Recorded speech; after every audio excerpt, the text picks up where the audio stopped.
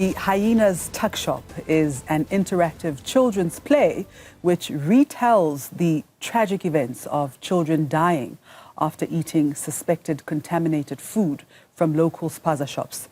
It's playing at the Market Theatre, and at least 20 children, as we know, died from suspected food poisoning between September and November 2024, with Gauteng and KZN the worst affected.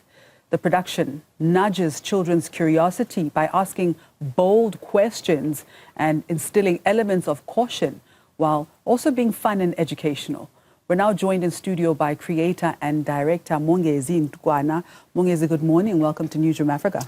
Good morning, Mastraba. Thanks for having me. Fantastic. So opening night was on Thursday. Yes. And today is the last performance. How Yes. has this play been received so far?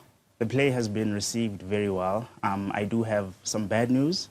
Well, it's actually good news and bad news. We have the last run today at 3:30, and it is sold out. So that should indicate That's good news. the reception of the play, yes. And do you intend to bring it back? We will try to. We will Yeah? try to, but for now, the run they've given us is until today, which is the Sunday, and hopefully we'll get another run. Well, clearly there's definitely a demand. Definitely. How has this play sparked conversation, obviously very important conversation, Yes. between children and adults? Yeah.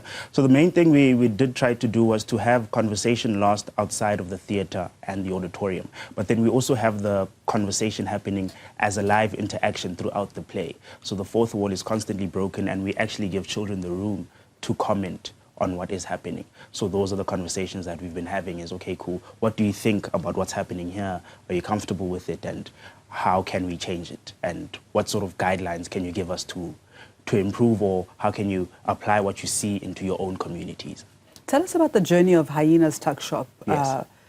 I mean, this is a very important story. Yeah. What drew you to this particular story, and how did it actually come about? So what drew me to the particular story was, I just remember there was some time last year when there were cases of children passing away due to eating goods that are not up to par.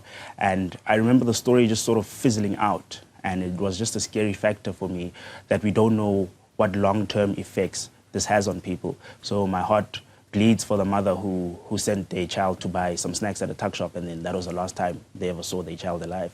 And that's what drew me to it, is that I didn't feel like there was enough follow-up reports on this tragic matter. And we can't desensitize ourselves to such a tragedy. And then I decided to start penning it.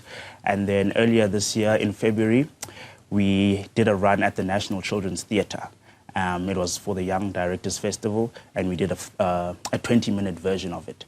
And then now we are doing it as part of the Kippi's Fringe Festival at the Market Theatre in a more expanded version of 55 minutes. Mm-hmm. So it started off as a 20-minute play, and then now this rendition is 55 minutes. Mm-hmm. Now, could you tell me about the symbolism behind the hyena and the rabbit as characters, and what their interactions actually reveal about societal structures and individual agency? Yes, definitely. So in terms of the symbolism, we decided to go with this sort of allegorical and metaphorical element, right?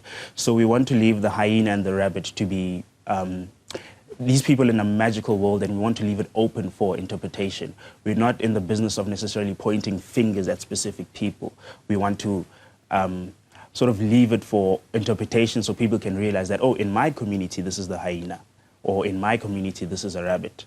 So we wanted to also appeal to children using this playful, allegorical play, I guess. And who's been predominantly your target audience, or who's made up your audience in the last 4 days? So we label it as a family affair. So it's been a range of audiences. So some parents would come on their own, and then some parents would come with their children. So we set it at 10 to 18 as the target audience. And what role do you see theatre in particular playing when it comes to socio-economic issues and giving children a voice in particular in this case? Sure. The role that theatre will play is giving a different avenue for education and learning, right? So pulling children outside of the traditional classroom space and then letting them learn through entertainment, right? So we also have elements in the play that are call and response. They can sing along to songs, and we teach them the songs that are linked to food safety. So it's just providing sort of non-traditional means to learning through education and fun. And then now that today you'll be showcasing your last performance, at least for this round, hopefully, there'll be another one. What do you hope that your audiences today that are attending will take away? We hope they take away whatever we teach them in the play about food safety and apply it to, if they see something wrong, we hope to instill the confidence in them to call it out. And we also, it's a little silly thought I have. You know how elders have this way of calling someone for you in order to put you in line. Like, so I want to have a situation where even at home, beyond the play, let's say a child is being a bit naughty and the mom can say, you're not eating your fruits, and then put them into line. So that's the sort of feel and element we want to give, that even after leaving the theatre, those values are still instilled in them, but also just empowering parents to have tools to help their children get in line. Yes. Mongezi, thank you so much for this production. Thank you very much, Ms. Chaba. All right. To find out more information, if we do have other runs, please follow Aziye Productions. That's Aziye as in Let's Go. Also follow the Art Cave and the Market Theatre.